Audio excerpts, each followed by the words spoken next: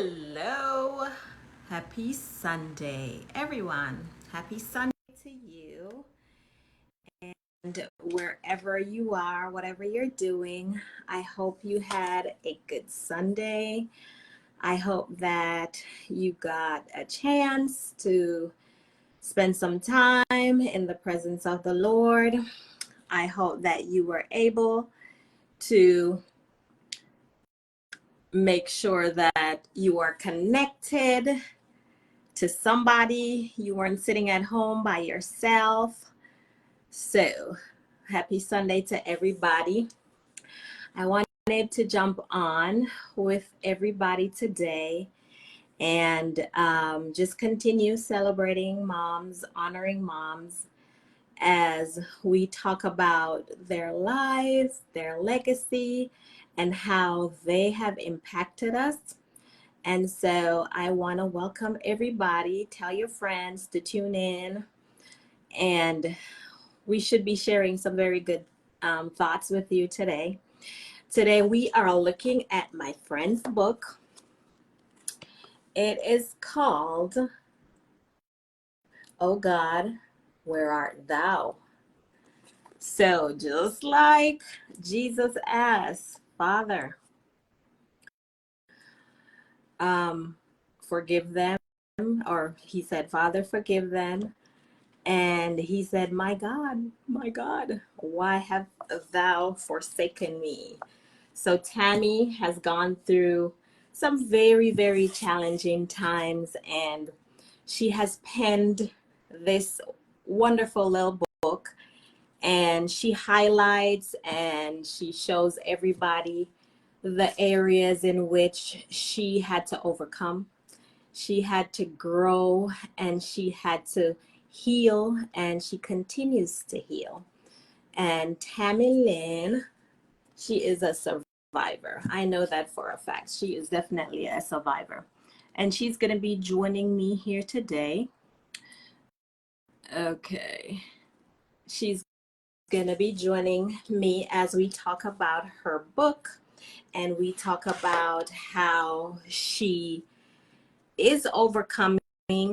And specifically, we're going to be talking about her mom and the impact that her mom has made on her life. So I just want to welcome everybody. Thank you so much for joining, and thank you so much for sharing this time with us as we go through this journey of grief.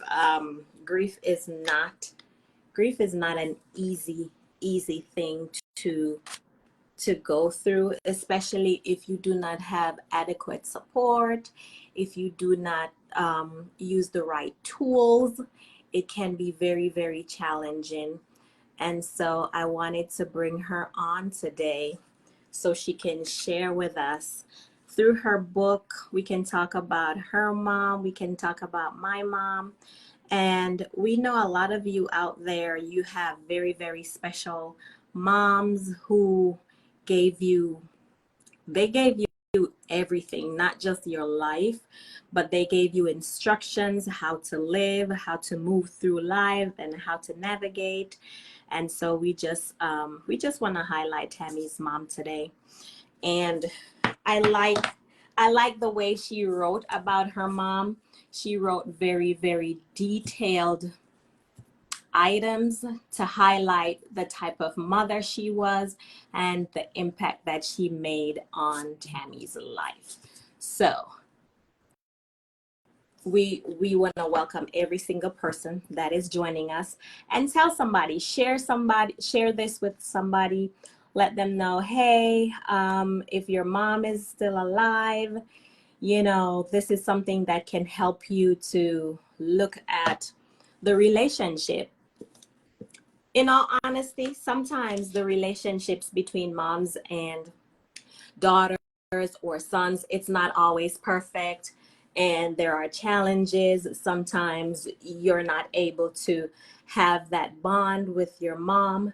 And so even though that might be the case, there is always a chance that that can be different. It can look differently for you. if you are willing to work on that relationship, and even if your mom is not willing to work on the relationship, it still can look differently for you, because there are things that you can do to make sure that your healing takes place and that you are not caught in this web of darkness and hatred and unforgiveness and resentment, because absolutely there are no perfect parents. And I am, in my very short years, I am realizing that there are absolutely no perfect parents. Almost daily, we are going to make mistakes as parents, but we have to create that space where we can not just offer forgiveness, because sometimes we don't always, we're not always in the right. And so not only offer forgiveness, but receive the forgiveness of different ones, especially parents, especially moms. And so I just wanted to highlight that for you today. I want to try to bring Tammy on. I sent her a request. I sent her that request, so hopefully she sees it and she can jump on very, very soon. So in talking about her book, she has a website that you can visit, and she's going to make that known when she jumps on. Also, she has her author page on Facebook that you can visit, and you can see that you can, I think you can find it on, you can find it on, what's the thing called? It's Amazon. You can find her book on Amazon. Yes, Catherine, yeah, forgiveness is the key, because sometimes we get caught up like, oh, they did this to me. They weren't perfect. They didn't give me what I needed at the time. But we just have to recognize, like, as parents, they are doing the best that they can. And sometimes because of their own hurt, because of their own background, what they've been through, like, we don't know what they've been through. And if we hold on and say, okay, my mom didn't give this to me and my mom wasn't there for me at this time, maybe she was not able to. Maybe she wasn't able to. And so we have to get to a place where not only do we have to forgive, we have to come to a place of understanding that, hey, like, we need to be forgiven for some things, especially if we're parents, because every single day there are things and there are circumstances that sometimes we say the wrong things to these children. Like, for real, that's just a given. We say the wrong things. And I know it's maybe 21st century that we apologize to children, but it's a real thing and it can be done, because I have to apologize to my son sometimes if I act or speak too harshly, or if I'm quick based on whatever's going on. If it's, I'm tired, I'm frustrated, I'm, thinking about something else. There are times where I have to apologize to this little man, and he is so gracious. And that's one of the things, like, it holds us back from asking for forgiveness. But in my own mind, I think when we humble ourselves and when we ask for forgiveness from different ones, hey, there are very few who are going to say, well, you do need to ask for forgiveness. The majority, I can tell you, will be gracious and accept your apology and move on, and you can heal that relationship. So that's one of the things that we want to address today, because we're humans, and at the end of the day, we're gonna mess up. We're gonna mess up big time. And so the tools that we have as adults, young adults, we have to ensure that we are using those tools. And then sometimes our toolbox is almost empty. Sometimes it's almost empty. And so we don't have the skills. We need to navigate the different challenges. We don't have the skills to navigate the conflicts that we encounter in these relationships. But we have to have grace, not just when we need it, but especially when the other person is is in the wrong, when the other person has done something that has hurt us. And then sometimes it's so hard. And I'm not trying to minimize any kind of pain or any hurt that somebody has done to you, but a lot of times we hold on to it so tightly, like we can see somebody else's perspective. But when we do wrong, we want other people to forgive us. Like, cha, when you go and suffer, like, you can't just forget about that.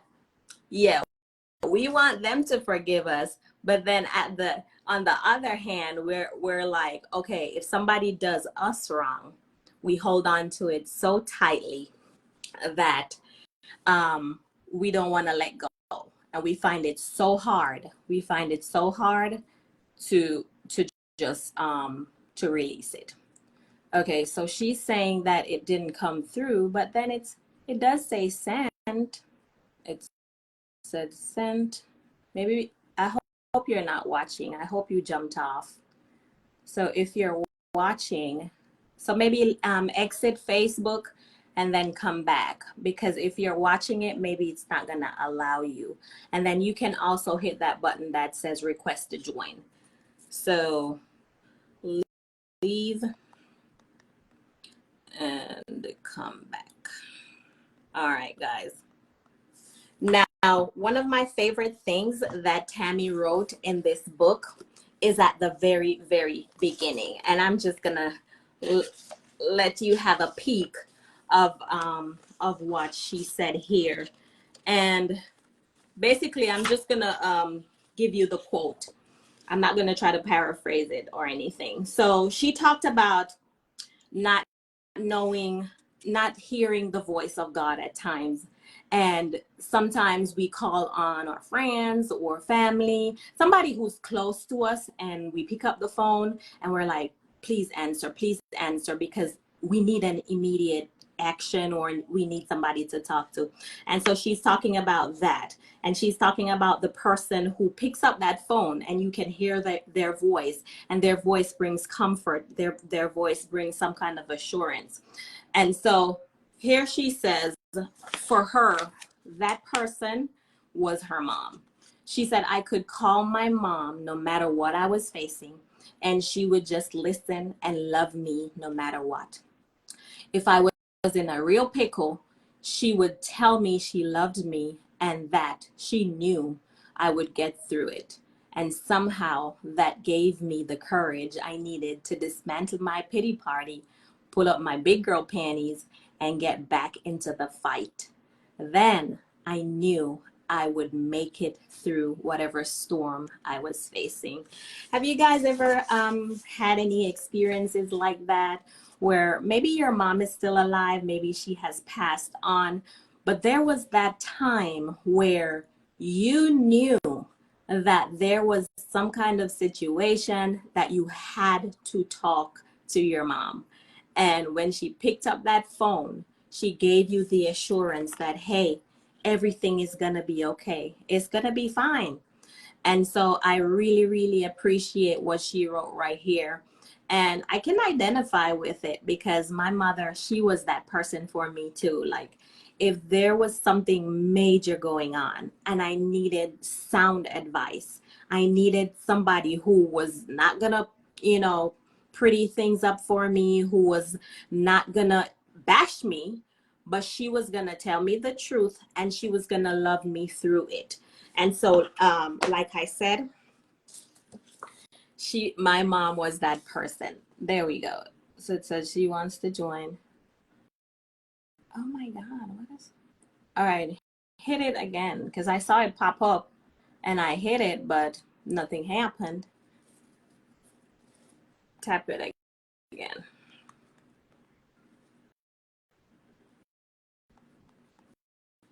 Yeah. So she was that person. And let me know in the chat. Is there somebody? It doesn't have to be your mom. It can be your big sister. It can be a friend that, has grown into a sister, or a mother figure, some kind of mentor. Are there times that you can think of where you know that you needed to talk to that person, and that person was exactly what you needed to help you navigate through that moment? Are there any persons in your lives that you can name? Because we're trying to honor these people. So October 2022, October 23rd, last year, I got the call that my mother had passed away. And um, it wasn't something that was expected. She was not sick. We didn't see it coming at all. But I want you guys to tell me. Don't give people flowers or roses after they're gone. So we want to honor the people in our lives who are making a difference, who are having an impact on our lives. So just let me know in the chat the person. Just tell me their name, and we can highlight that person, because many times there are so many words that are left unsaid, and we do not know what tomorrow holds. So I would highly recommend, if your mother is making an impact on your life, she's still alive, she's making a great impact on your life, she's helping you, she's there for you, she's there for your children, let her know, like, hey, I would not be where I am without you. Because many times we hold it back, or we think they know, they know, they know what we're trying to say. Okay, send invite. I sent you the invite again, and it says adding, adding, adding. And let's see. Yeah, so Kamisha. Hello. Hello. I finally got it to work. Sorry about that. How are you? I'm good. Technical difficulties. So we're looking at the comments. So Kamisha says that her bio mom is that person. She is such a rock. And I know her mom. Like, her mom is so awesome. I call her my childhood and adult hero. So true. Her name is Deslyn, and her support is unwavering. Yeah. So my mother knew her mother. Her mother is a very, very sweet lady, and she works so hard. And so we just want to welcome Miss Tammy. We call her Miss Tammy because I tell my son he has to put the Miss in front of everybody's name if they're a female. And so welcome, Tammy Lynn. I'm so happy to have you. Thank you. I'm so excited to finally be here. Oh my gosh. So Facebook does not want me to be great. It gives you a chance. So here's what it is. If you sign in, it gives you a chance as the person. You have to click to request to join. And it would pop up and it would leave. And it would pop up and it would leave. And I'm like, I did it. Yep. You know what? I did it at the beginning. The devil just didn't want us to join, but it's okay. I've been listening, and it's amazing, and I appreciate it. Yes, and Kamisha says she is that mother too. I appreciate you raising him like that. Hello, Miss Tammy. So Kamisha has she has very, very strong legacy, and she has been taught some amazing, amazing, strong values, and I can see her passing on those values to her children. So welcome, Tammy Lynn. Thank you. Sometimes I put the accent on when I'm trying to call her name. It's Tammy Lynn. So this is my friend, Tammy Lynn. Hi, all. And like I said, she wrote this wonderful book, and we're just going to highlight, for now, we're going to highlight her mom. And we talked about at the beginning how her mom was that person. Your mom was that person that you could call anytime you were in a pickle, you were facing anything. And I'm so happy that you had her. I'm so happy that you had her for the time you did. So let's talk about her. What's her name? My mother's name was Joyce. Yes. But Joyce. She went by Joe Mama, Aunt Joe, Nana, and a whole bunch of other things. I like that. Very nice. So where did she grow up? So she was born and raised in Oklahoma in the country. Like, she literally lived in a dirt floor cabin at a outhouse outside until it blew away. Grew up very, very poor. Yeah. So how who were the persons in the household with her there? So there was a one-room cabin, basically. So my grandparents slept in the one room, Mm-hmm. and then all the children and the grandmother slept in the main room. Yeah. And they had like a corn husk mattress. Like I'm telling you, when I imagined my mom's life in the 50s, I imagined Leave It to Beaver. But after learning more about her childhood, it was more like Little House on the Prairie. Yeah, Little House. Yeah, Little House on the Prairie, where they had to work so hard, right? Right. To Yes, make and she things did. work. Yeah, if you wanted to eat, you worked. She learned. So there's things even in that though that there's a legacy. She learned to can, and to make her garden. We always had a garden. Yeah. She made her own food. She was an amazing cook. In fact, she did that most of her life. She cooked in nursing homes and schools.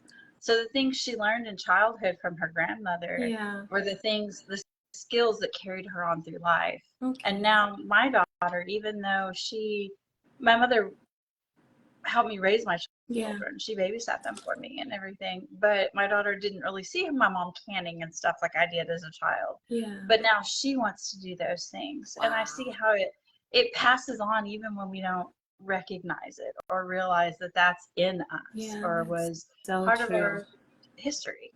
Yeah, that is so awesome. It sounds like she had good days and bad days on the farm, right? So siblings, how many siblings did she have? She was the oldest of four, so she had two sisters and two brothers, and she was 9 when her mother contracted tuberculosis and had to be sent to a center.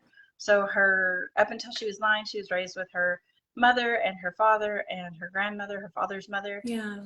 But then when she was 9, my grandma was sent to a TB center, and the kids had to help raise themselves. She helped Grandma May cook, and she was the oldest, so she had to step up and take a lot of responsibility. Wow.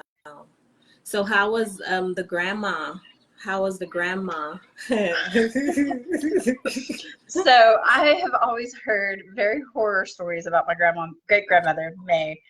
They called her a mean, bitter old woman. In fact, my aunt, before she died 3 years ago, she told me her and my uncle used to play a game in the garden, 1,000 Ways to Kill Grandma May. So she carried this big walking stick, and if you didn't walk fast enough or didn't work fast enough or whatever, she'd smack you with it. So they didn't have a lot of fun or freedom. It was work always. And then my mother had a hernia from when she was 2. Said she tried to climb into the crib and bite my aunt's toes and fell and got a hernia and had to have surgery when she was younger. So that affected her. They would keep her inside because they didn't want her to exasperate the issues. Yeah. And then when she was about 12, I think, she contracted polio. Ooh. So for a couple of years, she couldn't even walk. She told me she was in so much pain. Wow. She would scoot around on her bottom from room to room. So her life was very, very hard. Yeah. From a young age. Yeah. So tell me, were there any periods of light for her during those days? Like, what do you think she found solace in?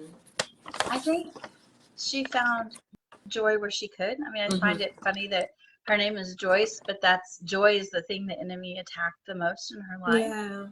Yeah. So with her siblings, family was everything to her. When they could have freedom and weren't doing the little time they weren't doing chores, running through the creek and out through the country, the freedom she found in that. She was very simple. She found joy in the little things, the things we would take for granted. She would be happy with. Wow.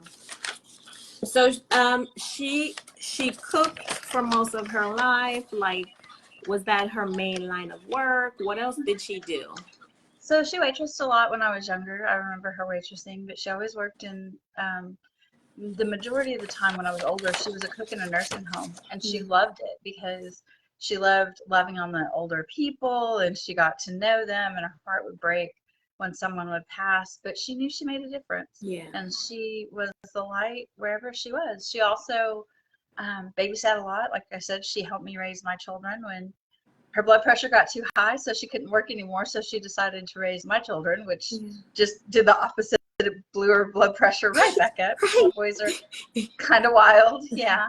But I I had that luxury of knowing my kids were taken care of. Yeah. And I wouldn't have been able to work if she hadn't watched them. I couldn't Yeah. afford a full-time daycare. I paid her a Right. little bit, but Right. not what I would What did? have had to pay.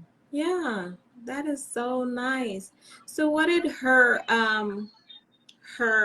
demonstration taught you about working hard and making sure that you do what you have to Make make it there. a Yeah. life for your family? Yeah.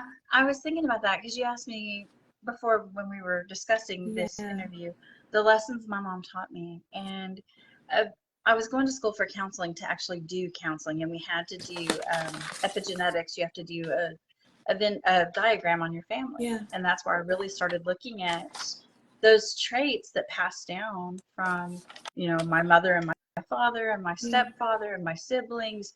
And you start seeing, when you really look at it, you start seeing these things that run through the Yeah. family. And one of the things we saw was the work Mm. ethic. My grandfather, her father, worked very, very hard. There's a story of their bus driver passing away, and he hand dug the man's grave. Oh, Like, wow. he was just, he showed up for people. Yeah. And that's how my mom was. She worked everything she did. It makes me think of the verse that says, everything that you do, do it as if unto the Lord. Yeah. And Yeah. even though my mom didn't talk about God, Yeah. she demonstrated Yeah. working hard Yeah. for the Lord. Wow, that is So awesome. And Kamisha said that's a great legacy, and it passes from generation to generation. Like, I think one of the things that brought us together is we have so many similarities in life, and we have so many similarities in our stories. Like, I can relate to, you know, them growing up not having everything that they needed, and just having to work hard, just making sure that they're always providing for that family, making sure that their family gets as much as they can provide for them.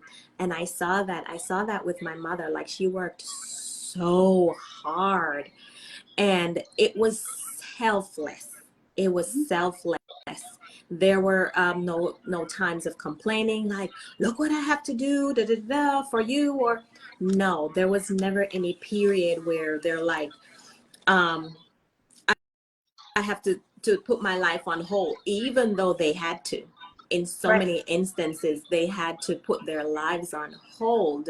They had to put their dreams aside to make sure our dreams came true. So talk about that. Talk about, do you know about her dreams? Did she have any of her dreams come true? That'd be hard to say if she did or didn't, because she wouldn't really talk about her own wants and needs. I don't even know that she recognized them, Yeah, because she was constantly, from a young age, the caretaker, taking yeah. care of everybody else. Then when she got married about 18, Hmm. 19, and started a family. Yeah. And again, like I said, family was everything to Oh her. yeah. So Oh yeah. she, for example, my mom didn't even buy new nightgowns until the month after before she died. Like, my Wow. stepdad got everything he wanted, Yeah. but she sacrificed even the bare minimum Wow. needs for Yeah. others. And a lot of times, Kanisha, we don't see that as children. We don't, or even young adults, we don't No, recognize the sacrifice that's it. that our parents did. We That's it. see the negative effects of it. Like, my mom was Yeah. hypercritical. She was so beat Yeah. down and had been treated by like a Yeah. doormat by Yeah. everybody. The people that she loved and wanted that love in return, that same selfless love, she Yeah. never got it from the others in her Right. life. It was just abused and misused. That's so So she true. became bitter over it. And in her last probably decade or two, there was a softness to her that I didn't see before, Yeah. because she was always surviving. She had a very traumatic life, Yeah. not just in childhood. My uncle drowned when I was 2, it was her brother. My father died when I was 5, so she lost her husband. Her first marriage was very abusive, mentally, Yeah. physically, sexually. There was a lot of abuse. Wow.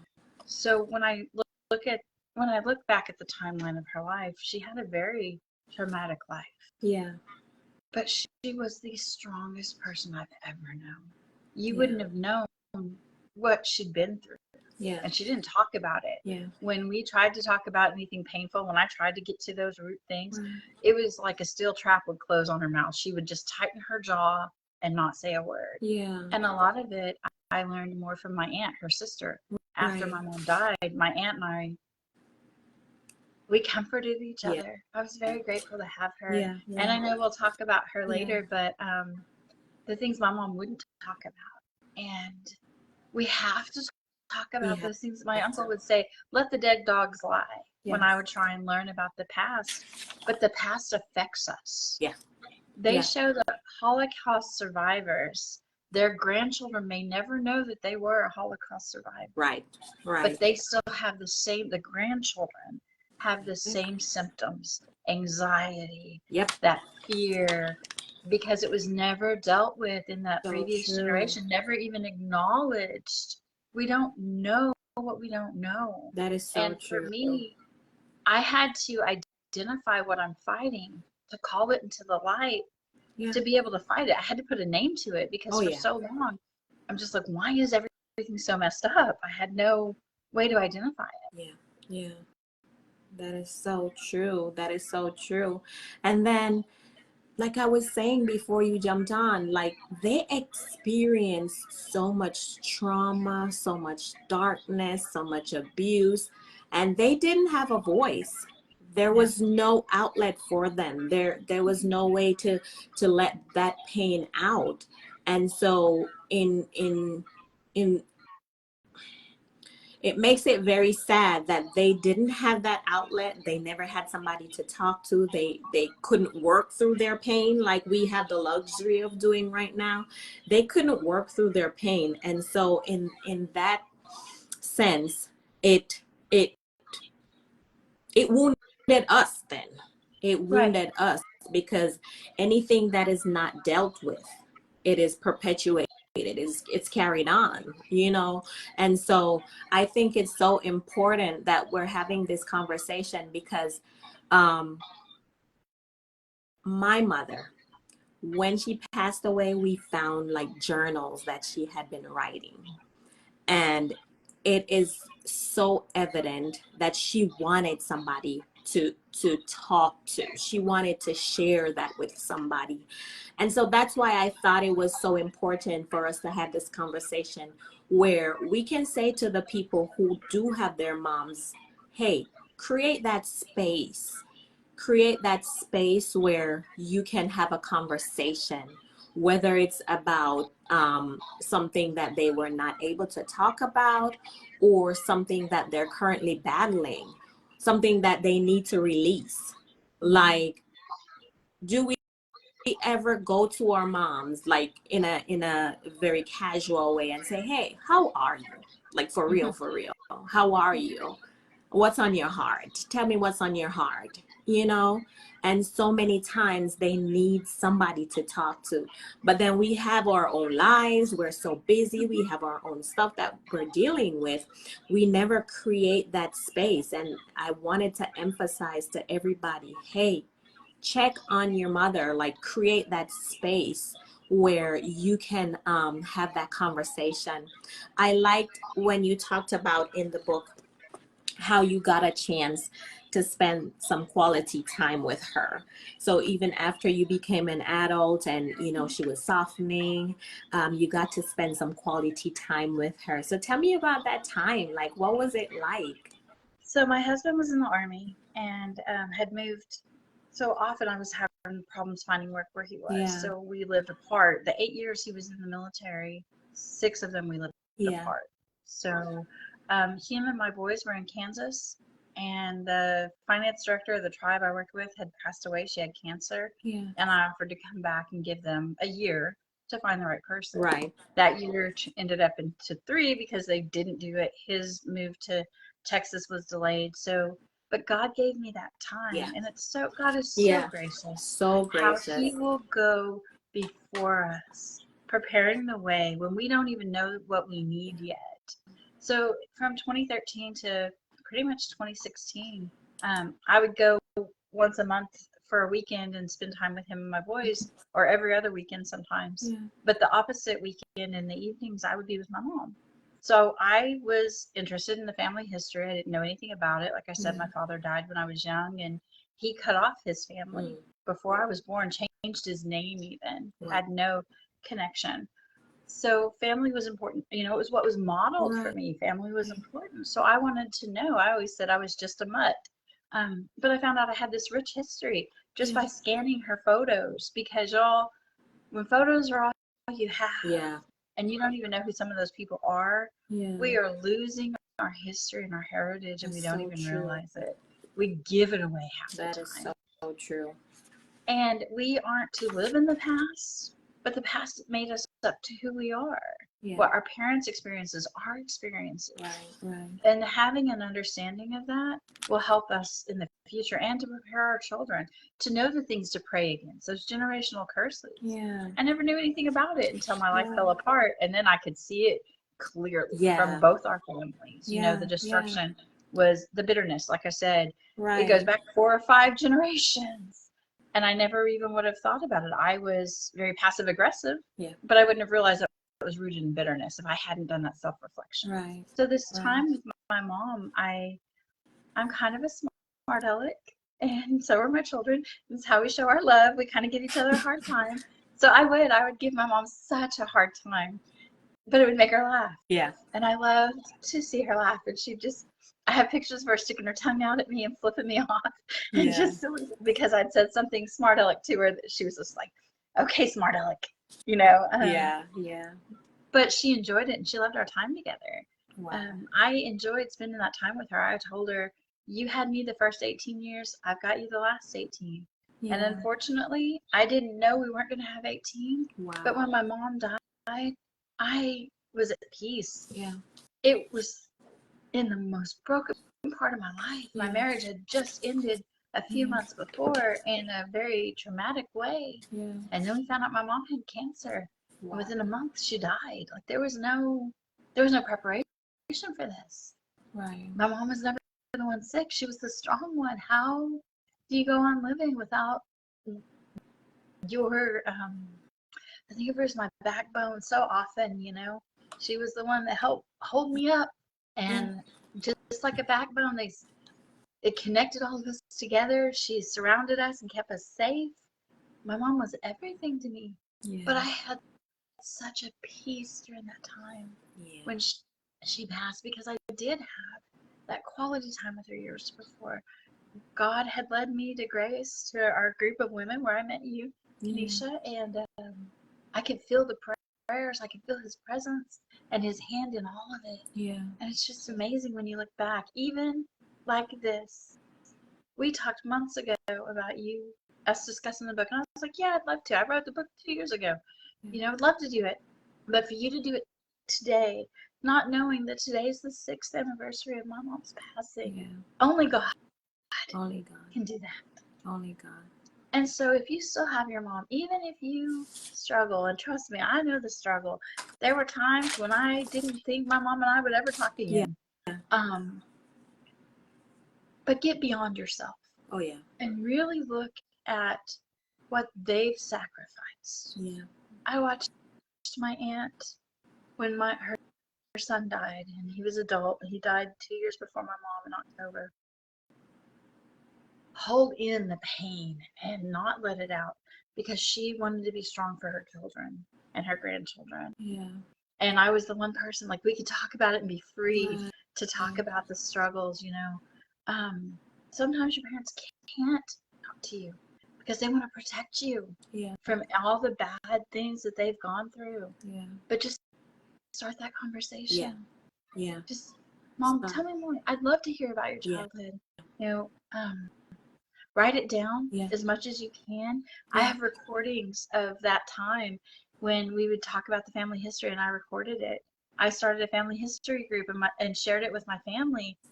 My cousin, whose dad died when I was 2, there's pictures he'd never seen, that because I got those from my mom.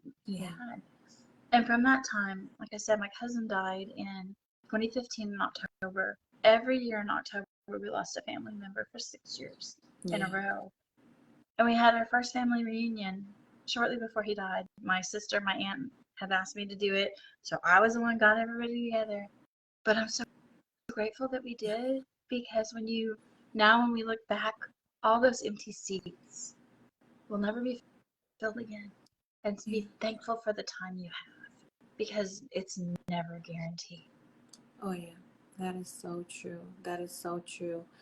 And so 6 years ago today, your mom passed away. What happened? What happened to her? Well, it's kind of like I said, nothing but God. On September 9th, I was actually at church for a event. I was volunteering, and I'd gotten a call from my mom, and I was like, okay, I'll call her when I'm done. And then a little bit later, I got a call from my aunt, and I was like, okay, for them both to be calling me, something's going on. So I stepped outside and I called. And I found out my mom had pain in her side and had been taken to the emergency room. Yeah. Now, I was 45 at the time. 41. I'm 47 now, so I was 41. Girl, you don't even know Sorry. your age. I don't even know my age. Yeah, yeah. But my mom had me when she was 35. So it had been over 40 years since my mom had been in the hospital, okay? Wow. So for her to go, I knew something wasn't right. Yeah. She had to really, really be in pain. And so I asked her, do you want me to come up there? And the old me would have just went right up there. But God told me to wait. And it's odd when God is changing your perspective, you just have to be obedient and listen. And so I waited. Even though I wanted to go be with her. She was alone. There was family there, but they weren't with her like they should have been. And I was 6 hours away. Well, the next day at church, I got the same two phone calls, a call from my mom and a call from my aunt. And I called my mom back as soon as church was over, and she was crying. They had done scans of her intestines and stuff for the pancreatitis to see what had triggered it. It's when you have pancreatitis, it's a result of something else underlying. Yeah. And they found a mass in her intestines. Wow. And that I drove straight up there the next day. I was with her when they did an upper and a lower GI, and there was tumors all through her large and small intestine. But the funny thing is, my mom had never been sick. Her first symptom, she should have been in the natural sick, but she wasn't. And over the next few weeks, she was sick, and in the fact that she was very weak and couldn't eat much food, but she wasn't in pain. She should have been in immense pain. But God gave her his hand was just really with her. Even, it's hard to say that when you see your loved one dying of something that you're praying for God to heal. She was afraid. She wanted more time with her children, her grandchildren. And it was hard because I was very suicidal. One of the hardest things I've ever done is sit by my mom's bedside while she's praying and asking God for more time, and I'm asking him for less. Praying, can I take her place? Wow. But God had a plan. And I walked through that, and I was by her side. Even that, like, I was on a trip to Missouri for work and came back that week. She was put in the hospital on Wednesday again, right before October 8th, obviously, the Wednesday before. She died on a Sunday, so it would have been like the 2nd or so. I came back on Friday. I drove straight up there and was with her the entire time. Yeah. But over that less than 30 days, there were things that my mom had been praying for years, for restoration with her brother, for restoration with my brother. And both of them came individually and taught to her without their spouses, without anybody else there. Wow. She had just moved into an assisted living center, which was an elders, apartments basically. They weren't assisted. Sorry, I said that wrong. They weren't assisted living. You could live on your own. You were healthy. But they were apartments. And these people, like this one old lady, she was probably 85 years old with her walker, walking over, tucking my mom into bed every night. Wow. The woman upstairs was making her chicken soup and bringing it down to her. She was surrounded, and she impacted them. In the few months she lived there, they all just loved her and loved on her. Yeah. And my mom struggled feeling like she was loved her whole life. Like when she was first put in the hospital, when she found out she had cancer, she'd tell the doctor, "This one here, she loves me. She'd walk on water for me." But she wasn't confident that everyone else in the family or in her life loved her like that. Yeah. I can't tell you she was even confident that God loved her like that. Yeah.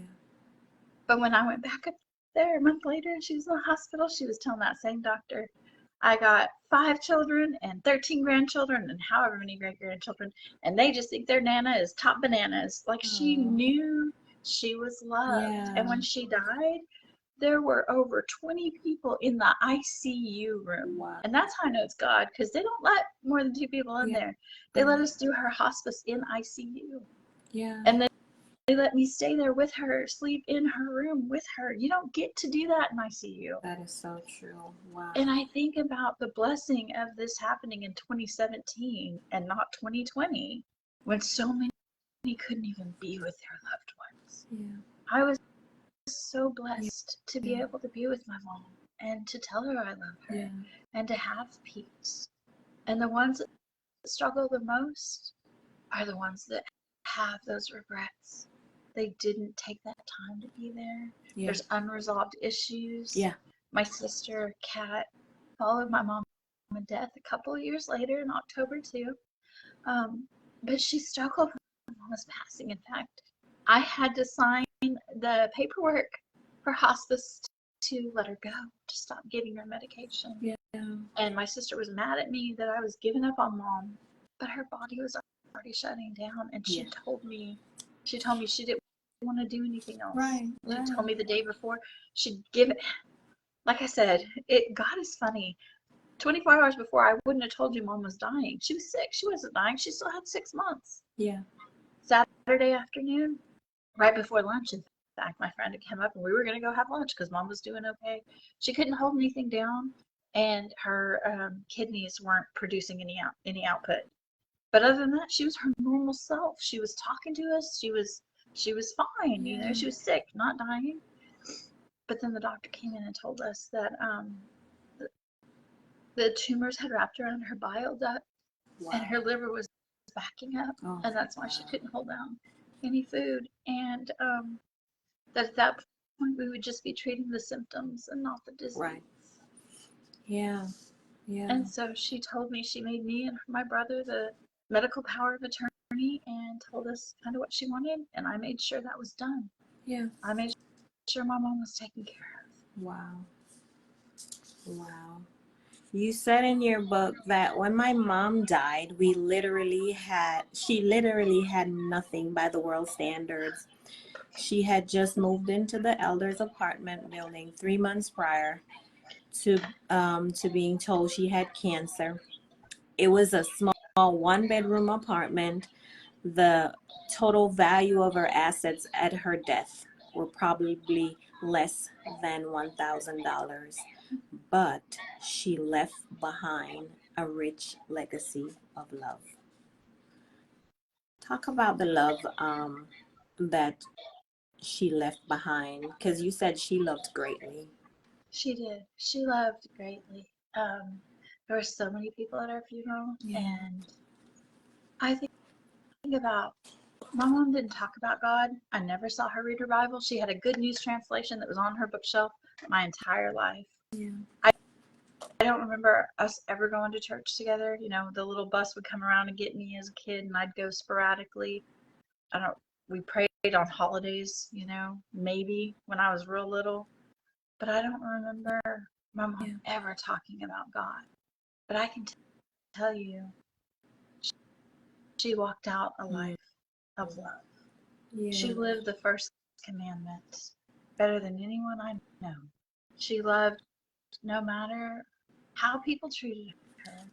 And I'm not condoning if you are getting beat or you're in a bad relationship, that doesn't mean you have to stay in it. The boundaries are good, y'all. But you can love them anyway from a distance. Yeah. She didn't see the sins. She saw the person in the heart, and she treated people the way she wanted to be treated. What she taught me was to always walk in love. Whatever we're carrying is transferred into the footprints we leave behind. So if I'm walking in bitterness and I walk into your life, I'm carrying anger and bitterness and tracking seeds into your life, leaving footprints of that in your life. Yeah. And that, just stop and think about anytime you're around somebody who's extremely angry. Even after they leave, you catch yourself being angry Right. about something. You're like, why am I Yeah. angry? It's Yeah. because of those footprints they've left That behind. is So so what my true. mom taught me was to leave footprints of love. Yeah. And I've gotten to where I ask myself, I don't care if others know if I'm a Christian Mm. or that I follow God or that I can read a Bible verse and quote it to them correctly and give them the address. What I've come to care about is if someone is following behind me one day, my children, for example, walking in my footsteps, am I leading them closer to God or am I leading them away from God? Right. We Yeah. have Christians who say, I love God, but their actions turn you so far away. My That is mom so may true. never have even told me she was a Christian. I asked her before she died, do you believe in God? And she said, yes, of course I do. And I asked her, when were you saved? And she's like, I don't know. It's been, like, she was probably a child. Yeah. She couldn't even remember. Yeah. But she demonstrated living a godly life. Yeah. Wow. I think I told you, my niece told us a story at my mom's funeral that my mom was holding my son and he was just a few weeks old, sitting in this rocking chair Yeah. with tears just running down her face. And later they found out she was sitting on one of the kids' toys but didn't want to bother the baby. So instead of even moving or moving the toy, she just sat there and came. Wow. Now I don't condone it to that level, but Right. that is how she loved. Like, she just loved everyone. Yeah. But she didn't have anything. She had no money. She had no, if you ask anybody, my mom was a very person. Eating at Olive Garden would have been fancy for her. You know, those mom and pop cafes were her favorite things, biscuits and gravy. She was a Yeah. very, very simple person. Yeah.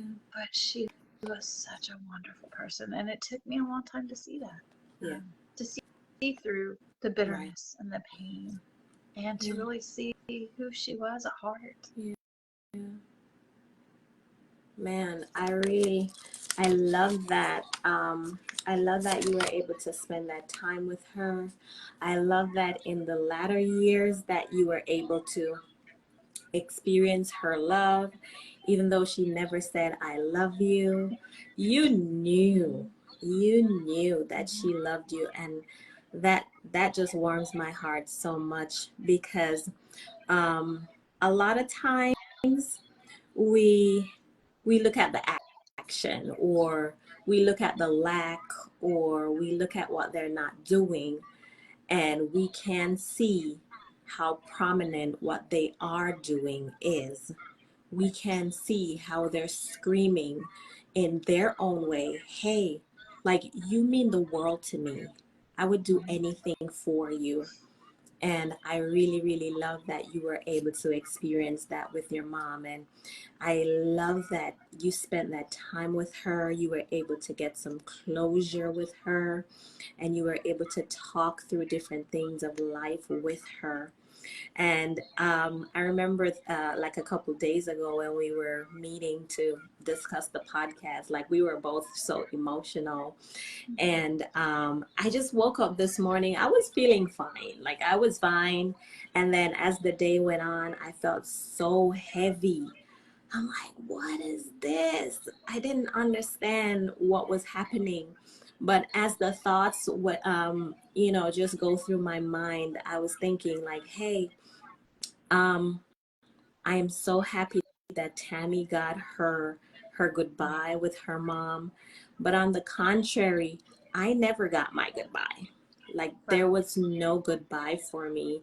There was no space where we say, hey, this illness, or I don't feel well, or there were so many unanswered questions when she passed. And just like your mom passed on a Sunday, my mom passed on a Sunday too. But it's very, very sad that she died, but she died alone. Right. She died alone.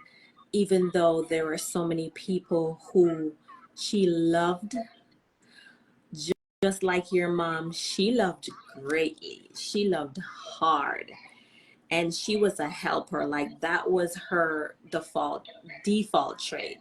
Or that's also my spiritual gift. It's not a default trait, but a gift. We're helpers, and we'll go to the ends of the earth to make sure that we help those around us, to make sure that whatever we see that they're in need of, we are doing that thing. And I am so grateful that you were blessed to have those times with her. And even when she told you, like, hey, if this happens and I don't want to keep being here laying in this Right. bed being in pain, and I'm so grateful to God that you got that. And I love what's happening in the chat.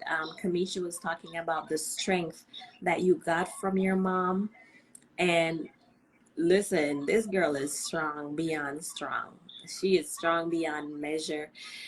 A lot of times we really do not understand like what God is doing.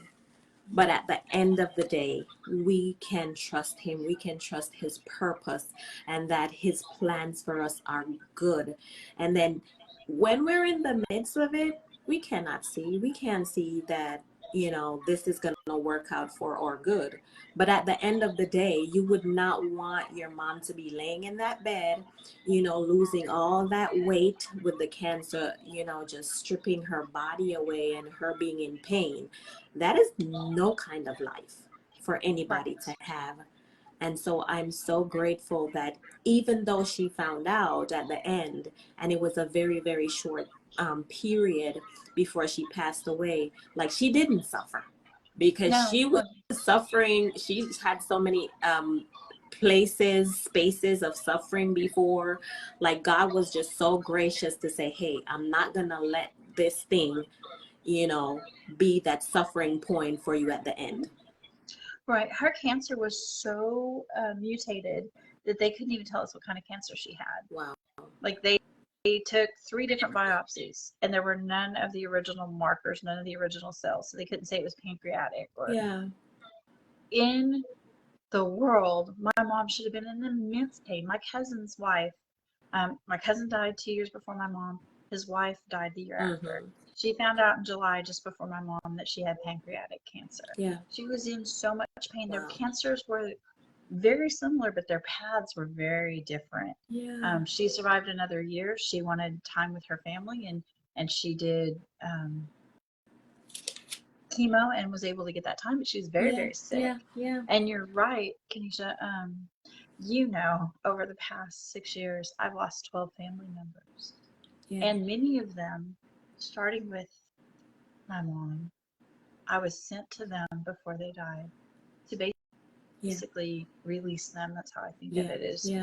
to give them that comfort and peace and to be there. And that's very hard, especially like I said, when I was praying very diligently to take their place. Yeah. And as you mentioned, seeing somebody you love in pain. And I am so sorry that you didn't get that chance to say Yeah. goodbye to mom. But I know, even because I've had a few of those where they're that unknown and the wrestling with God Mm. in it, where you didn't have that closure and it's just between you and God. And God, you've got some explaining to do here. Yeah. So. You got some Uh-huh. explaining to do. But He can handle Oh it. yeah. So I say for anybody here whose story is a little bit different than mine, that your loved one's passing was traumatic. I've had one that was from suicide, and I can Yeah. tell you that leaves a lot of unknowns Yeah. Yeah. and Yeah. questions and wrestling with God. Mm-hmm. That I highly encourage to talk to God about it, rail at God about it, yell at God about it, cry, scream, whatever you need to do. Yeah. He can handle it. Oh yeah. But the only way you're ever going to find healing or the truth from it is from the one who has the answer, So and we true. don't. That And, is so true. like you said, I'm very thankful for that time. I was even thankful for that time in it, for Mm. that one, because I could see God's hand in it so much.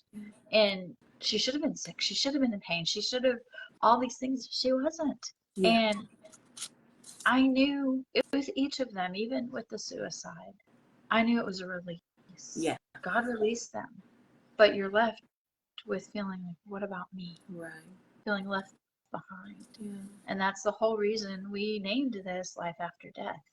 Because I have really, really struggled in the last 6 years to find life after death. Because we're left living when they're gone. Right. And Right. living with the parts of them that are left behind and without the parts of us that are gone with them. Yeah. And learning what to carry and keep and what to let go of. Yeah. You said, one of the quotes I know you had shared on Facebook recently was where I said that our legacy is a choice. We get to choose what the legacy is that we leave behind. With my ex-husband's suicide, I saw that very much, and I told my children, he carried things he was never meant to carry. My mom carried things she was never meant to carry. Yeah. Yeah. We have a choice whether to pick those things Right. up and continue carrying them, or to release them to God. And sometimes, y'all, it takes minute by minute releasing it to God over and over, going, okay, Lord, I'm sorry I was bitter. I didn't mean to be bitter. Please forgive me. Help work. Search my heart. Know me. Take out my heart of stone and give me a heart of flesh. All of it. Yeah. All of it. Yeah. And you might have to do it 1,000 times a day. That doesn't mean that you're doing it wrong. That means you're human. And we live in a human world. So we get to choose. Yeah. And I don't want, at the time I was writing this, they had those cigarette commercials where it says it ends with me.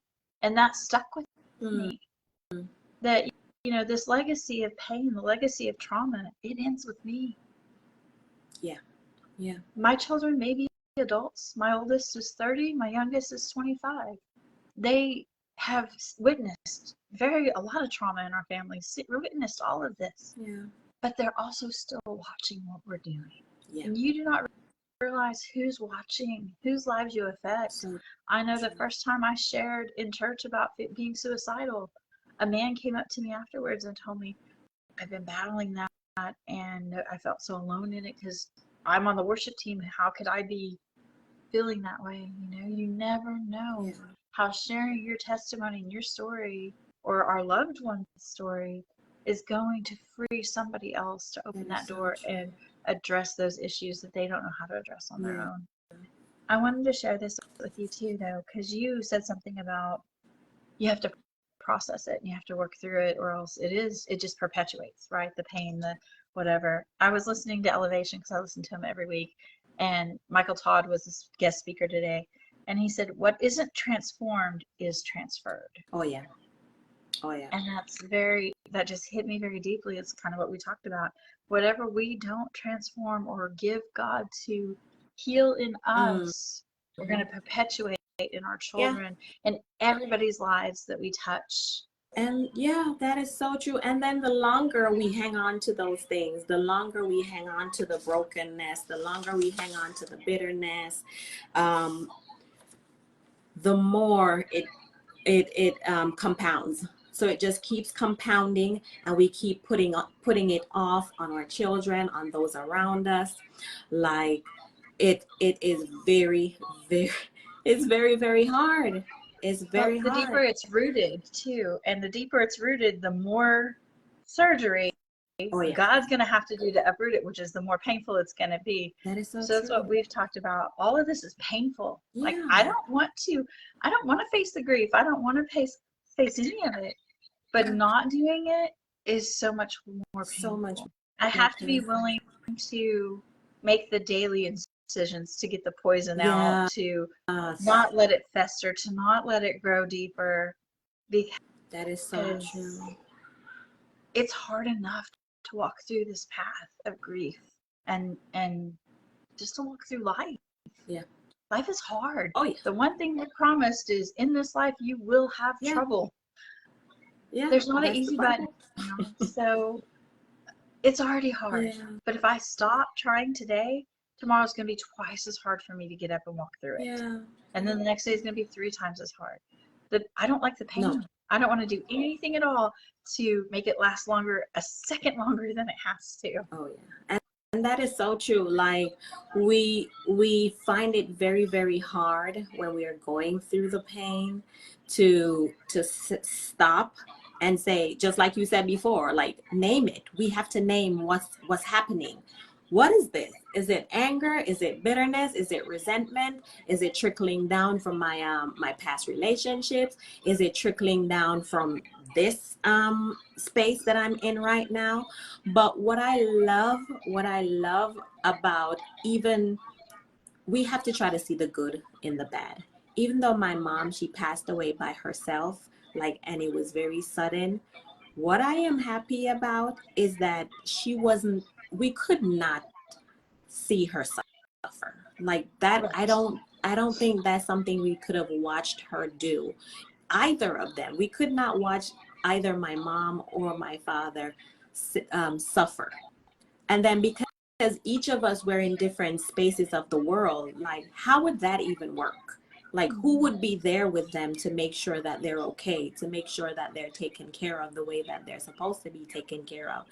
So just like April said, so she said in our household, none of us really said, I love you, but we all knew mom loves us. So in the early years, like, I did not hear I love you. Like, my grandmother didn't say it, my mother didn't say it. However, I think there was a turning point when I was like 13 years old. And I think I've told you this before. My mom, she whooped me. And I was like, listen, this is the last time you gonna do this to me. You really? Like, I am 13. It needs to end now. And I told her, I'm like, I hate you. Told my mother that I hated her. And then I wrote her a letter. I'm like, listen, we can't keep doing this. Like, it should not be like this. Like, when you are with me, you're supposed to be loving on me. I'm supposed to feel the love. I'm supposed to be having good times with you. I'm not supposed to be afraid of you. I'm not supposed to be, wondering when I'm going to get my butt whooped. Like, it should not be like that. And after that, Tammy, our relationship transformed. When my mother found out that I was going to have a baby, and afterwards we got very, very close. Like, she would open up herself. She would talk to me and tell me very, very private and intimate things. Mm-hmm. And then we got so close that there was never a conversation. Every single conversation we had on the phone, she said, I love you at the end. There was never a conversation. And even now, I know it's not healthy, and I'm working through it, but I will play some of her voice notes. Like, I haven't played it in a couple months, but Sometimes you need that yeah, prolonged, Nisha. you I play the voice understand note that. of her sending the voice notes and say, hey, I love you. And that was something that at the end, she never forgot to do it. And she Right. was so loving. She loved so freely at the end. Like, it was just amazing to see her transform into this Mm-hmm. just bucket of love. And I really, really like that. So I wanted to tell you this quote and ask you what you think. So I was listening to Alicia Keys's book, and she said, death is a gift meant to wake up the living, to nudge us toward a life of purpose and intention. What do you think about that? I think that's very true. But it's a gift that's hard to receive. It Yeah, really is. yeah, So I think I've shared with you, I've realized God knows which ones of us will trust Him with it and give Him the pain yeah, and allow Him to transform it into something yeah, beautiful. And, He says, make it into His masterpiece, bring right. beauty from ashes, and those that won't. Yeah. But with that gift, there's also a great responsibility Oh, yeah. Oh, of yeah. being able to, can you hold it, but also give it to Him? Right, right. There's this reciprocalness in the gift, if that makes sense. It does. If we It give does. Him, is a lot of us, we don't even know what we feel most of the time. Like, I've Yeah. asked recently, I'm doing a grief share group, and I said, what is your relationship with grief? What is your relationship with it? Do you look at it as something bad? Because so often we do, just like anger, we're like, grief is this ugly thing that comes with death. Mm. But grief is honestly, it's the cost of love. That's what they Yeah. say. Yeah. Grief is the price of love. Yeah. And if you grieve deeply, that means you loved Loved deeply. deeply. Absolutely. And that they loved you deeply, because often, Absolutely. you know, Yeah, because people so aren't that's, really grieving people who they didn't love. Like, we're glad they're mhm. gone. I mean, that's But just it the truth. changes you. You're Right. never It going to does. be, there's a quote that says there's two things that'll change you: love and grief. And Mm-hmm. that's true. Grief will change you forever.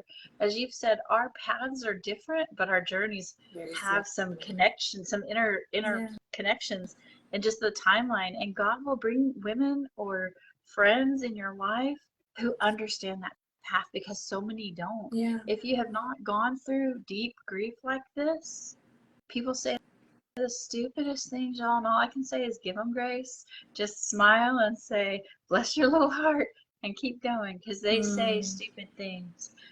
There was a girl I knew about the same time I lost my mother. She lost her 1-year-old son, and she was mad Oh, at yeah. the I remember sun for her. shining. Yeah, I you remember remember her. her. He Yeah. used to come to our group, and That it was baby, I so, love him so much. he Yeah. was adorable with his little curls, but it was, and his name was Messiah. So I'm almost like, y'all be careful what you name your children. Mm-hmm. Seriously.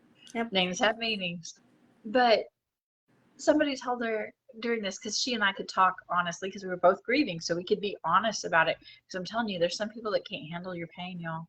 They will say awful things that just make it worse. So you just have to be careful who you share Yeah. with, and find those that do understand. Others that do, God will bring them to you. You don't even have to seek them out, He'll bring them to you.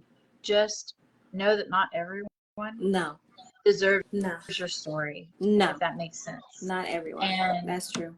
you have to be careful. You have, like, one of the things you asked me what my mom taught me. And my mom taught me how to love, but there's a lot of things she taught me not to do, Mm. right? And my mom never had boundaries. So I didn't have Uh, boundaries. When my life fell apart, I had to learn really quick how to have boundaries, all. So yeah. boundaries are important. Yeah. I'm just telling you, Oh, they yeah. matter. So you have to recognize, and it has been for me that, recognizing this isn't good for me. This isn't healthy. Yeah. What this person is saying to me right now is not healthy, and it's okay for me to walk That's true. away and just not pick up their advice or take it on, That is you so know? true. So what somebody had said to her after she lost her 1-year-old child was, things will get back to normal. Yeah, there is no Listen, normal I'm a after fighter. you I would lose. have punched that person in the Oh, right, face. Punch, right. And punch that's you what I in the love about face. grief share, because the very first session, it's all these stupid things that people say. Like, they'll be like, you know, why are you still going through this? I thought you'd be over it by now. I was like, me There's no too. time. You tell me how to heal, and Yeah. I'll be there, you know. So I I would, thought I'd be yeah, over it by now too. yeah. I was, Grief is something we carry the rest of our life. that is so true. But when you don't deal with it, when you don't walk it out, when you don't go through the process and do the work, Yeah. it will take you out. That's so true. That's so true. And we don't even just experience grief after somebody dies. We can be experiencing grief before that person passes. We can experience grief in so many different ways. And one of the things I've been doing is listening to different persons. And I don't know if you've heard of David Kessler. Mhm. So he's one of Elizabeth the persons. Kubler-Ross and David Kessler. Yeah, Yes, I have 3 he's books one by of the them. persons who, Yep. he's been talking about grief. And one of the things he said is a part of us dies with the person who passes away, but a part of them lives with us. And what we have to do, we have to nurture the part that is still with us. But we're not supposed to be grief islands. Like, we cannot be grieving by ourselves. No, We you have cannot to. do it, but we need a community. And just like you said, not everybody can be in that community, because based on things they've experienced, they might not have experienced a death in the family or any kind of loss, because grieving doesn't always just have to do with losing somebody to death. It can be a divorce, it can be a broken relationship, loss of a job, loss of somebody who was very close to you and you no longer have that connection. But a lot of times, the just human nature, we're like, no, we have to do this on our own, or they won't understand. A lot of people will not understand. No, they won't. But you have to find a community, whatever that community looks like for you. You have to find those persons who you can share safely with. And I like what Janet is saying. She said, I used to wonder if my mother really loved me, and it was never said. And many of these parents, like, nobody told them they left them either. Right. Like, who Right. told them that I love you and you're a great daughter or you're a great son? They didn't hear that. They heard, shut up, sit down, go to work, whatever. Children are to be seen and not heard. Exactly. We heard that. But Yeah. she said she said it was never said, but she worked really hard to ensure her kids were taken care of. She said her mom is now 93 and bedridden. And she said it's in this season that she's telling her that she loves her. And that is beautiful, because I think when parents get to that soft space, we're able to draw closer to them. We're able to see them in a whole new light, and we're able to have a deeper relationship with them. So I like that a lot, that she's able to have that conversation with her right now. So guys, if you're just jumping on, we're talking about our moms, and we're talking about how we're honoring our mothers. Tammy's mom passed away 6 years ago today. And my mom passed away almost a year ago. So on the 23rd of October, it will be a year. And we just wanted to create a space for us to honor our mothers. And we also wanted to let you guys know, like, we want to shout it out on the rooftops. Love on your mother if you still have her. Like I said, if you didn't have that relationship with her growing up, find find a way. Find a way to let go of whatever hurt you are feeling.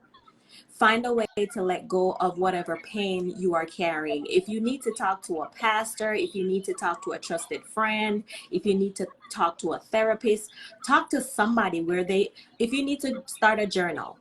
But let those feelings go, because if your mom passes away and there are unresolved issues, I am telling you, that thing will keep you up at night.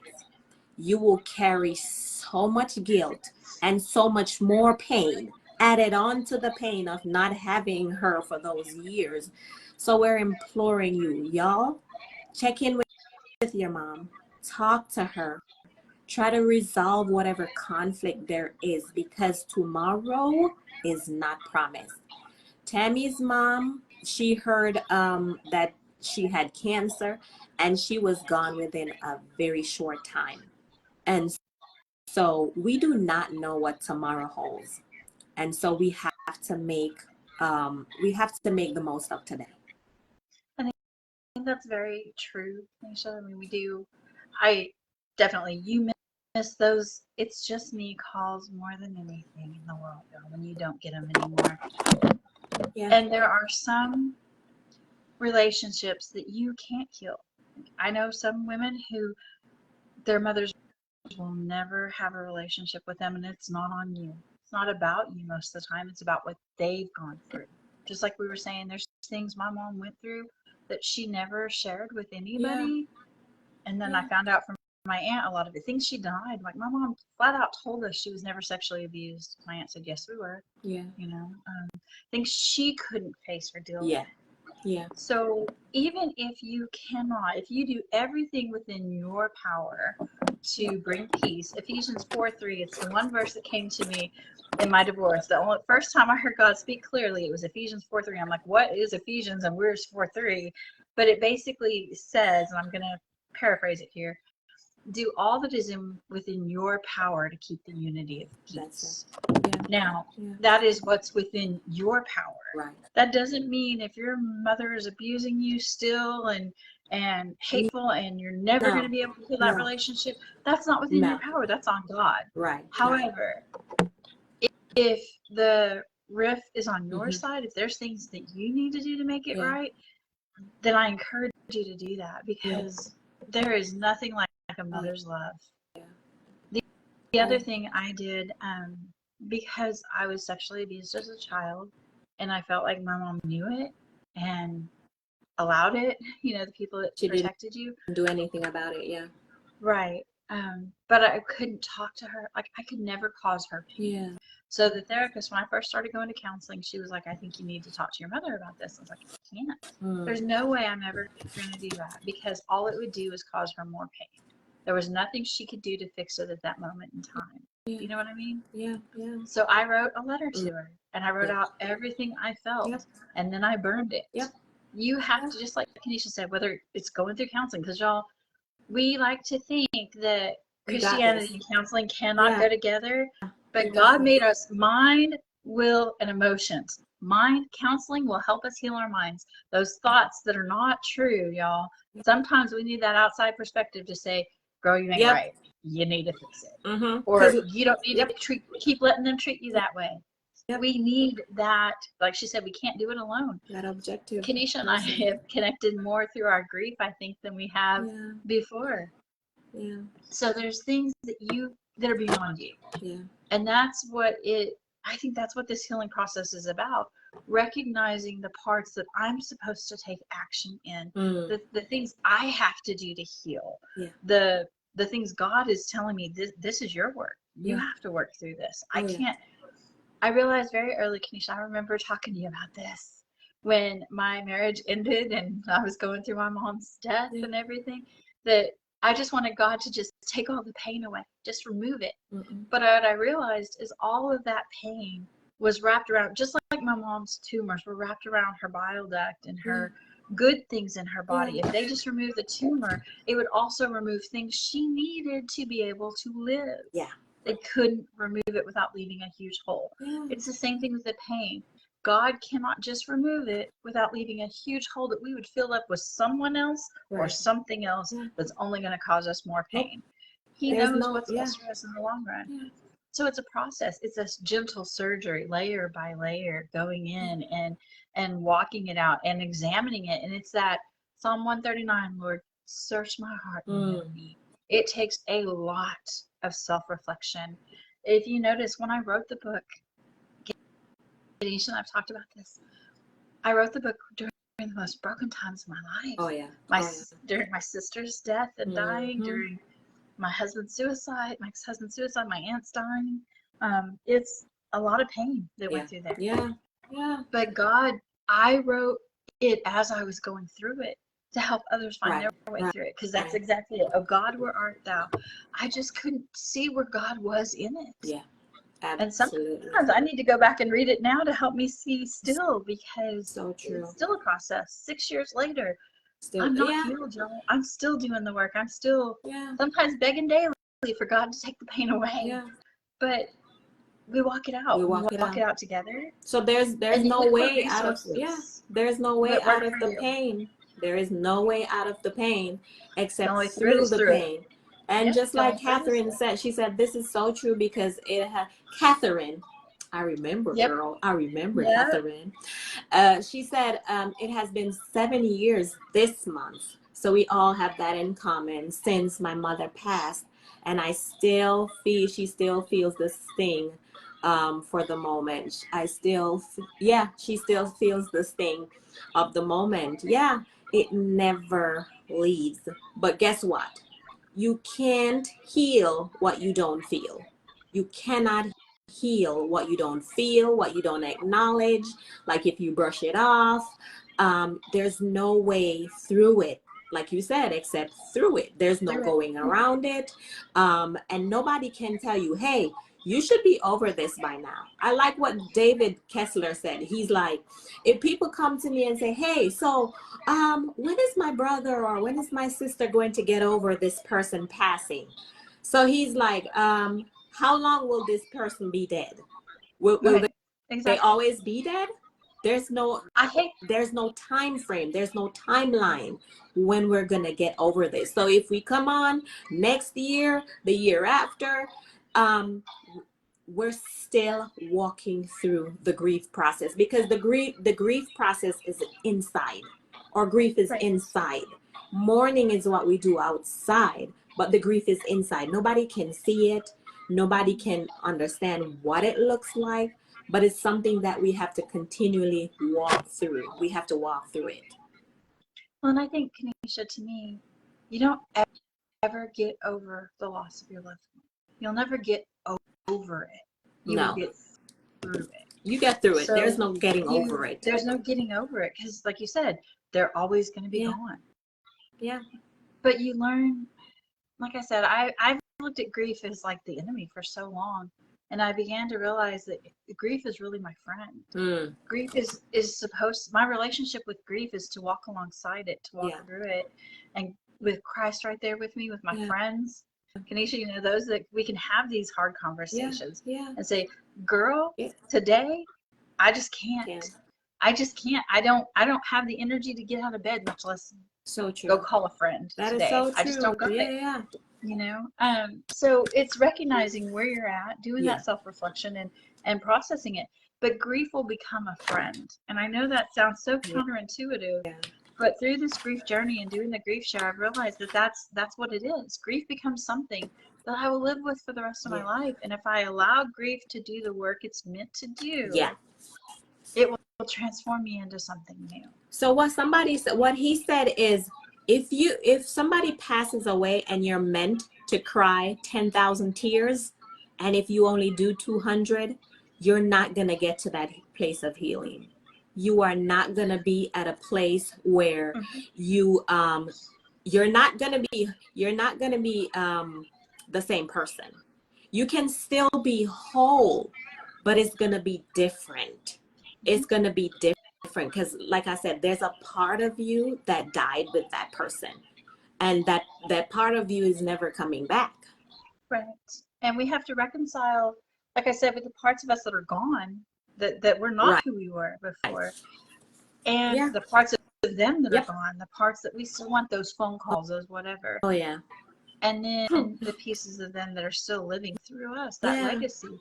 That's and that's what we're here to tell. Yeah, exactly what it is. But I've found it's making peace with the broken pieces. Yeah. So I have to learn, because just as you said, and I think I've demonstrated it with you with a piece of stained glass. We like to hold on to our pain, and as long as I am gripping it like this, it's just cutting me in my hand because I'm gripping it so tightly. Yeah. No, this is my pain. As long as I hold on to it, my loved one's gone.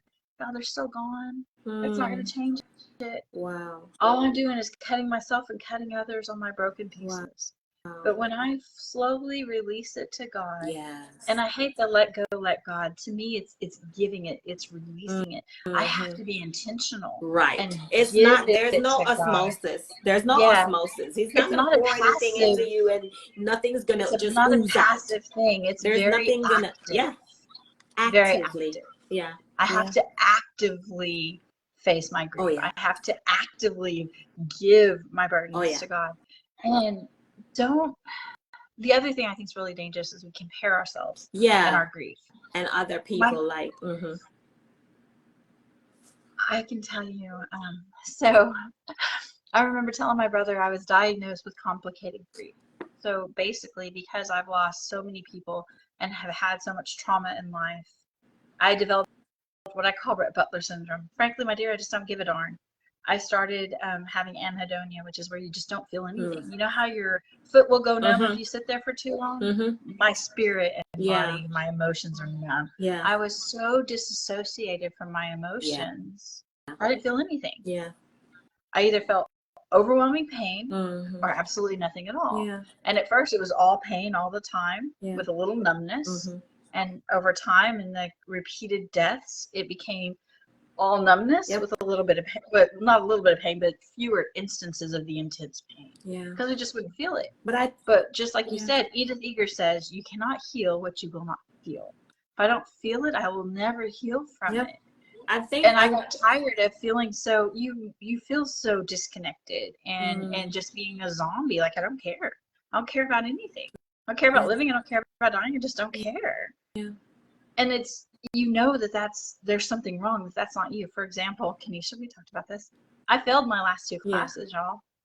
I've made straight A's my entire life. I could make an A without opening a book. That is not me. So you'll start, when you know you're struggling in your grief, Yeah. you'll start seeing actions that you're like, That's that's not me. I mean, right. Failing your Right. class. If you're a person that needs to be fully made up before you go out of the house, you're suddenly just pulling your hair out of the ponytail, putting on your sweats and leaving. Yeah. Like, or if your house is a mess and you always keep it immaculate. Yeah. There's things, behaviors that you start seeing that you're like, yeah, that's not me. Absolutely. Absolutely. But why I brought that up is my brother passed away in 2021. I'm sorry, the years are just, because there was one every year. We have lost, and it's not funny, but at some point it's laugh or cry or both. It's not. So, yeah, it was 2021. My brother passed away in August, and I didn't cry.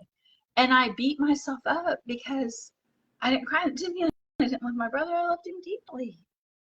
Yeah. But I just had no more tears, y'all. It was, I told you I'm a little sarcastic, so it was just another one bites the dust. Okay. Yeah. Keep going. So yeah. So Just that's a going. dangerous place So when we it see. is. Yep. It is. And so you have to. So I remember telling my living brother that I was diagnosed with complicated grief, because that's what I was going to counseling. I finally got on medication because nothing was changing. I was doing everything I could to seek healing, but not getting any better, only getting worse and worse. Yeah. And so I finally got a diagnosis of one of the diagnoses is complicated grief, and that's where you just get stuck in your grief. Right. And that's that fit. When I researched it, I was like, okay, at least now I know this makes sense. This is why. So over time, I know eventually, if I keep doing the work, I can get through this and I can heal. Okay, good. There's not something wrong with me. I'm just struggling in this area because of how much has come at me. But I remember when I told my brother that, he's like, when is grief not complicated? And that's so true. I think of, in the grief group, one of the grief share, one of the things it shows, and it hit me deeply because it's how I think of it. I can't tell you what I'm feeling because all my emotions are all tangled up in this tight knotted ball. Like, trying to unravel them, I don't even know where the end is. It's just but that's why it's so important not to be on an island, so we can try to process it. Like, hey, I don't even know what I'm feeling today. Just like earlier, I'm like, why am I so heavy?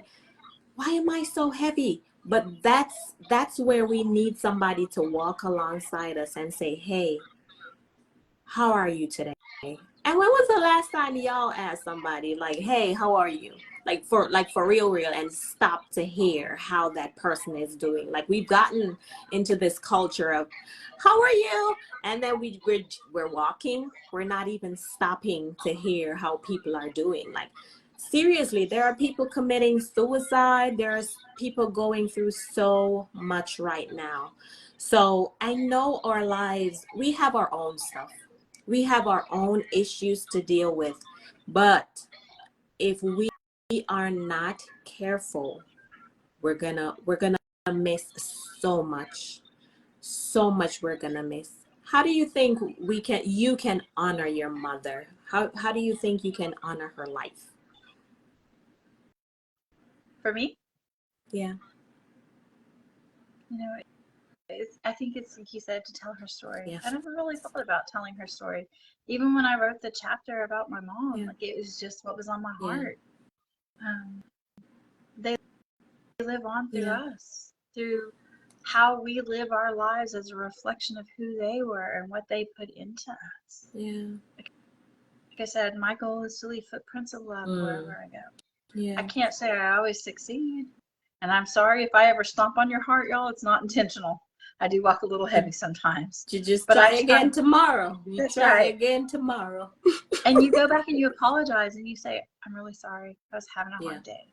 Please forgive me. And I forgive you. I forgive you. In love. I'm kidding. Oh, I already know. We've already had these conversations. I'm kidding. We've already had these conversations. I accept your forgiveness. I'm kidding. Thank you. But I do, when you said, we've got to ask people how they are, because I remember giving people the book, because even the first book, I'd give it to somebody, or I would tell some part of my story in class when we would have class, and they would just look at me and they're like, you don't look like what you've been through. Yeah. So y'all, that's what I want you to think about. Check on people. You don't because look sometimes we like carry what you've been we through. carry it well, but And one of the things I told my friend, I'm like, hey, her mom just recently passed away. I'm like, hey, the calls are gonna stop. So usually after somebody passes away, like the trend that I'm seeing is maybe somebody will call you the day after the funeral, but then nobody else calls you. And those are the hardest days, like the days after the funeral, and you're not hearing from anybody. Like there's nothing. But I see what Catherine is saying. She said her mom passed away 3 days before her birthday. So, and but she knows she's resting in the Heavenly Father's arms, and that gives her peace. And I like that. I like that so much. One of the things that I was saying to you a couple days ago is, if nobody else was praying for me, if I didn't think anybody else was praying for me, I knew that my mother was praying for me. And on the days where I'm feeling self-conscious, or I'm, feeling insecure, and I'm thinking, man, nobody loves me, I know without a doubt that my mother loved me. And so even trying to reconcile these days leading up to the 1 year anniversary, I'm thinking, oh my God, is there even anybody praying for me? Like those are like real stuff that I'm thinking. Like, is there even anybody praying for me? Like, does anybody even love me? Like, does anybody even care if I live or if I die? And that's a part of the grief process, because she was my rock. Like, she was my everything. We didn't always see eye to eye, like, but she was my everything. She is the reason I am who I am today. My strength, I got that from her. And so it's very, very difficult in these days when she's not here and you're questioning, hey, is there anybody praying for me? Is there anybody who really, really loves me, or who is concerned that I'm okay or I'm not okay? Like, it's very real, and those are some of the things that we battle on a almost daily basis when somebody that we love pass away. You're very true. My sister's passing was, I think your mom's was on the 24th. Is that The right? 23rd. Mm-hmm. 20th. Okay, so your mom's was on the 23rd. Kat's was on the 24th. And I have two nieces. She had two daughters. And one of them, she's like, y'all just act like life's just going on, like it's just another day. When to me, I'm Yeah. crippled over Yeah. here. And the other one's like, I'm not acting like that. I just have to keep going. I don't have a choice to just sit in it. Yeah. So everybody's grief is different. And Different. you have to. So you were mentioning David Kessler. So Elizabeth Kubler-Ross Yeah, he wrote wrote. a book called Death and Dying, and he wrote it with Yeah. her. And I read, I'm telling y'all, because I wanted to know everything about grief and how to get through it, because I'm struggling for real. Yeah. I've read every book on grief. And she interviewed all these people as they were dying. And it really gives you, I encourage you to actually go read some books about grief, and it will help you to understand what you're feeling, or to be there for others and to ask them, are you okay? Yeah. So I would say two things, well, three things. One, like Kanisha said, ask others, how are you doing? But when you know that they've lost someone recently, especially someone close, like a mother, a son, or you can tell they're struggling. But sometimes you'll have to ask them, how are you doing really? Because I can tell you a lot of times people would ask me how I'm doing, and I'd say fine, because do they really want to know? And can I trust them with the answer? Because some of them would turn right around and tell me how ungodly I was feeling for what I was feeling. Right. So be that tell me more person. Mm-hmm. Be willing to listen without giving advice. There is the best gift you can give someone is to just sit in the darkness with them and be the light. Because it's hard, y'all. It's very hard. And sometimes we are clawing our way through the darkness. The second So thing, yeah, go ahead. the second thing I would say is I wrote about monumental moments and mile markers. So Elizabeth Kubler-Ross and others on death and dying and on grief talk about preparing for those hard days. Yeah. The first are often the hardest. Yeah.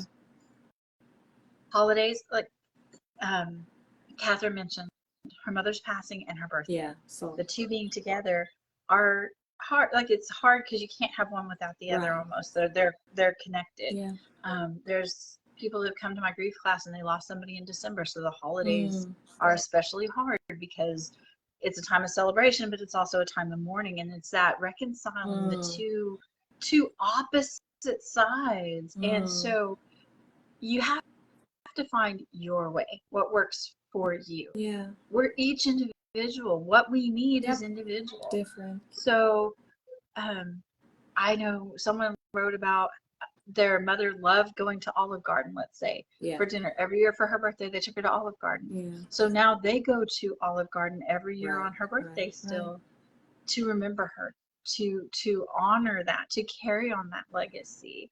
So if you think, Kenesha, like yours coming up on the anniversary, maybe you need to plan ahead of time and say, I hey, am. Tammy, let's go Yeah, to the I movies. am. Let's go do something fun. Yep. So I'm not just sitting at home in this, Yep. right? I'm gonna call you. Yep. Plan a trip or whatever it is that We're you need. doing Or something. maybe you need No. to be alone. Maybe for you, I like don't I need to don't be. know. Nope. We're all different, but Not I'm saying me, if not maybe her. you're a person who you're like, I just really cannot handle being around anyone today. That's okay. And that's okay too. Recognize that Yeah. about yourself. That is okay Turn off too. your phone, unplug everything, but that's okay for one day. Whatever. Don't sit there for a week. So. But whatever you need to do to face those hard moments. Yeah. I don't know if you can see this, but a lot of think it's weird. I have a cross that I wear that I am very, very attached to.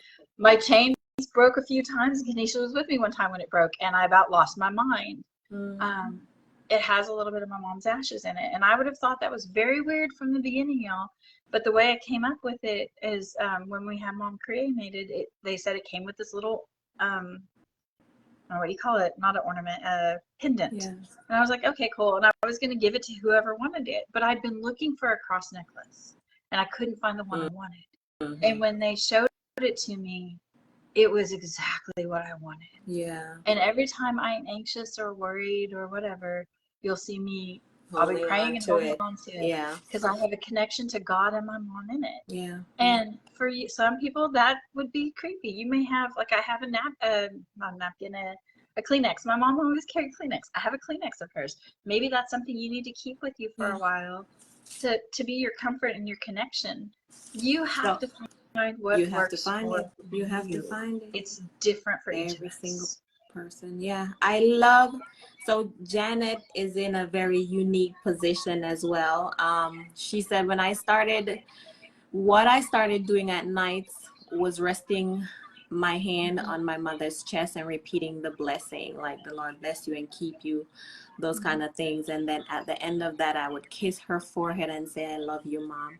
She said after a while, she has started saying it back to her. So Janet's mom is bedridden right now, and she has this unique spot that she's in where her mom cannot help herself, and she has to be a caretaker for her. But I would say you have a you have a role to play here. You have a role to play. Get to know her. Like, I mean, the inevitable, pain is inevitable, right? But you don't have to suffer. And you can be at a place where you can find out, hey, Mom, like, how do you want your eulogy done, like stuff like that. Just be that sounding board for her, because like I said, many times there's something that they're holding on to that they're not able to release, that they're awesome, very good. So so just listen. And then I listened to my mom for a very long time, but one of the mistakes I made one of the days, I gave her unsolicited advice, which is, I'm a professional at that. Like, I give unsolicited advice all the time. Never. Like, that's like a career for me. But, you know, I'm about to quit that job. So, but yeah, just listen. Just listen. Don't insert your comments. Don't insert anything. Just listen. And there's so much that they will reveal to you. And you'll get to know that your mom as a woman. You'll see why she made some of the choices she made. You know, you'll get to understand her heart a little bit more. But we are so grateful, guys, that you stood with us. Yes, you are faithful. Because this conversation is so rich, and because, you know, there are so many powerful and influential women in Tammy's life, we're going to come back next week. And we're going to be talking about her aunt, and we're going to be talking about her sister, because they have made such indelible marks on her life, and we want to honor them. Like, a lot of times we don't have that space. We don't create that space. But I want to create that space for her and for anybody else, because during this month, I'm honoring the memory of my mom. Like, she was downright a giver. And I want to make sure I honor that legacy. And she's going to continue making sure that her mom's legacy is lived on through her, and even through her children and her grandchildren. So, Tammy, any final words before we go? I just want to thank you, Kanisha, for offering this place. This is a safe place where we can share how we're feeling, and you can see in the comments, many women are going through the same things, y'all. You don't realize how often just sharing a little piece of what God's done for you or what you've gone through can help someone else. I think of it like we're all on this climb up a mountain, and sometimes we're just that foothold or that handhold to help the next one take that step forward, because it's hard, y'all. Yeah, it's hard. Very, very hard. It's very hard. You can't do it alone. Who is the people that are in your corner? Who are the ones that you can call when you have a hard time? Kanisha is one of mine. She knows that. I hope I'm one of hers. And I can say sometimes maybe not. Yes. Absolutely. And I would highly recommend, just as we've said, if you still have your mother with you, even Janet, I know it's hard. It can be so hard to go through what you're going through and taking care of a loved one who is not able to take care of themselves. But it's also a gift, because that time you have together, you know, when they pass, you've done everything you could to honor them and to do the right thing and to show them the love that they've planted in your heart. And that means a lot. So honor your moms, y'all. If you have a mom still around, spend time with her. There's nothing like time. The other thing I would say is, whatever you're going through, you're not alone. You're never alone. There's somebody else that's going through it too. Yeah, absolutely.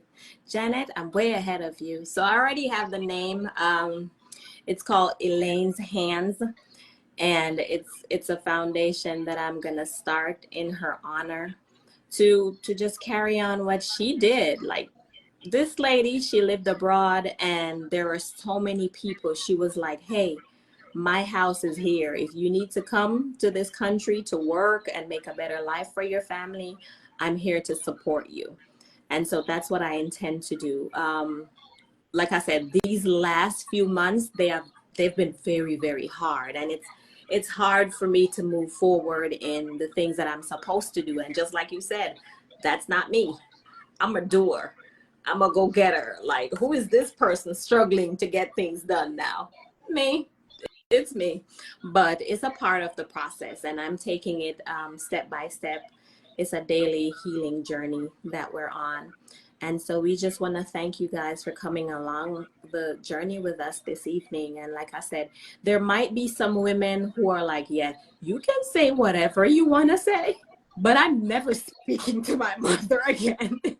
And that's fine.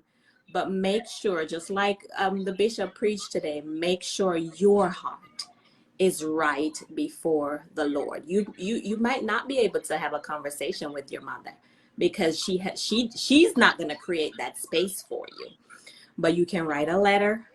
You can start your healing journey, because like I said, if you do not start now, it's just going to keep compounding, and you're going to pass it on to your daughter, you're going to pass it on to your son, and you're going to pass it on to the people who are closest to you, who are around you. So it's for your benefit. It's not for her benefit. It's for your benefit and your legacy. So what legacy are you leaving behind on this earth? So God forbid you pass away next week, next month. What legacy are you leaving behind for your children, your friends, your grandchildren, your relatives? So that's all we have for you guys. We thank you so much. We want to see you again next week. We tried you. Listen, we're not even gonna go there, but we're just two old people trying to spread the good news. Thank you, Sandra. We love you. We just talked about you the other day. You're such a godly woman, and we love you so much. We just bless you guys, and we hope you have a wonderful, wonderful evening. And we'll see you next week. Bye, everyone. Bye. Thank you.